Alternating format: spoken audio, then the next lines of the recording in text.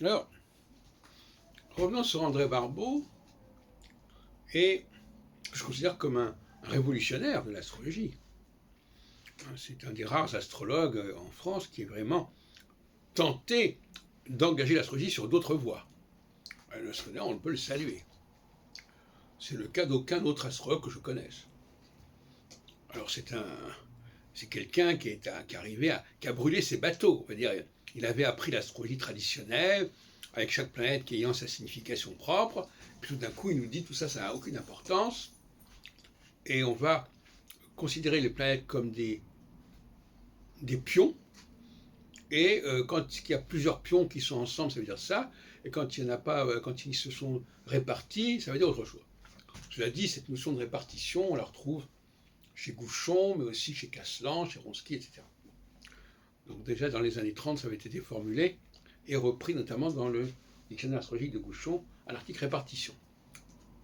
Parce que Barbeau ne se donne pas la peine de nous signaler. Et d'autre part, donc, ce qui est quand même assez étonnant, et je ne dis pas ça d'une manière critique, mais montrer à quel point c'est désopilant. Les gens croient que Barbeau pratique l'astrologie traditionnelle, mais c'est absurde, c'est une astrologie totalement nouvelle, qui n'a pas d'avenir, à mon avis, parce que pour une sorte de raison, mais qui est tout à fait exemplaire dans son genre. Et qui d'ailleurs montre que les astrologues sont quand même capables, en France et ailleurs, de se renouveler quelque part.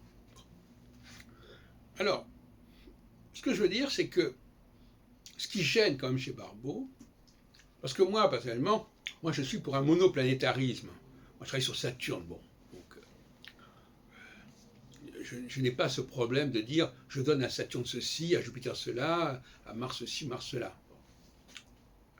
Et c'est ça c'est là que le bas blesse chez Barbeau, c'est qu'il conserve 5 planètes lentes, comme il dit, et il va donc devoir. Alors, il les conserve, mais en même temps, il ne s'intéresse pas à leur signification. C'est même pas du Gauquelin, c'est même pas les Martiens sont aussi, les Jupitériens sont cela. Ça, c'est pas le même problème, c'est même pas le problème. Il y a 5 planètes, elles se rassemblent, elles se rassemblent pas, elles sont conjointes, elles sont pas conjointes, terminé. Combien il y en a qui seraient conjointes? On ne s'intéresse pas à savoir si c'est telle planète conjointe à telle autre planète. Ça, c'est même pas un problème dans chez Barbeau. Ça n'existe pas. Que ce soit Jupiter et Saturne, Jupiter et Pluton, ça, du moment qu'il y a une conjonction ou plusieurs conjonctions, ça veut dire ça. S'il n'y en a pas, ça veut dire ça. Donc toute l'astrologie qui consistait à dire par exemple que certaines planètes, les conjonctions de certaines planètes sont bonnes et que les conjonctions d'autres planètes ne sont pas bonnes, ça n'a rien à. Barbeau passe par-dessus tout ça. Ça ne l'intéresse pas du tout. Une conjonction, c'est une conjonction, que ce soit Saturne, que ce soit Jupiter. Ça n'a aucune importance, c'est du pareil au même. Donc là, si vous voulez, il y a une espèce de schizophrénie chez les astrologues, c'est-à-dire que ils applaudissent Barbeau et en même temps, ils ne respectent pas son héritage, son message. Parce qu'en même temps qu'ils vont applaudir l'astrologie mondiale de Barbeau, ils vont continuer à faire leur petite cuisine horoscopique, de thème natal, etc.